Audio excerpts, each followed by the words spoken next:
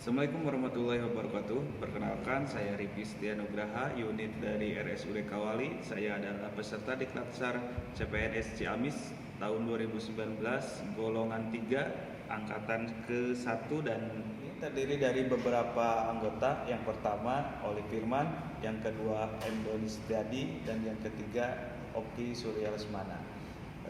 Teman-teman di sini akan menjelaskan pemahaman tentang Undang-Undang Dasar 1945 dan memberikan sedikit materi tentang ulasan Undang-Undang Dasar 1945. 1945 awal mulanya dibentuk dan disusun oleh Badan Penyelidik Usaha Persiapan Kemerdekaan Indonesia atau biasa disebut BPUPKI pada tanggal 29 April 1945, sedangkan pengesahan Undang-Undang Dasar 1945 dikukuhkan oleh Komite Nasional Indonesia Pusat atau biasa disebut KNIP pada tanggal 29 Agustus 1945. Sepanjang sejarahnya, Undang-Undang Dasar 1945 telah mengalami 4 kali amandemen atau perubahan dalam kurun waktu dari tahun 1999 hingga 2002 yang dilakukan dalam sidang umum maupun sidang tahunan Majelis Permusyawaratan Rakyat.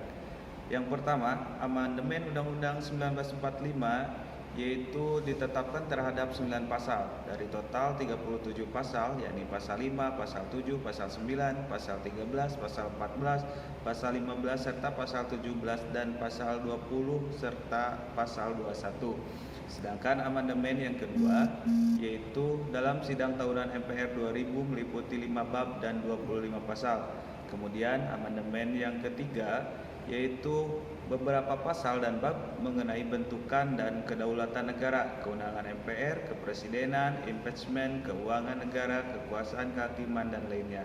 Dan yang terakhir, amandemen keempat, yaitu dilakukan dalam sidang tahunan MPR 2002 menyempurnakan penyesuaian untuk perubahan-perubahan sebelumnya termasuk penghapusan atau penambahan pasal atau bab.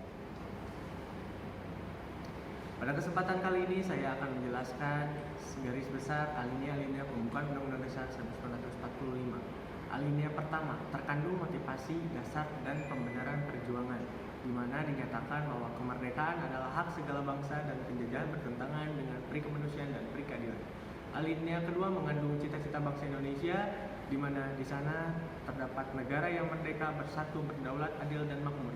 Alinea ketiga memuat petunjuk dan tekad pelaksanaan, menyatakan bahwa kemerdekaan atas berkat rahmat Allah yang Maha Kuasa.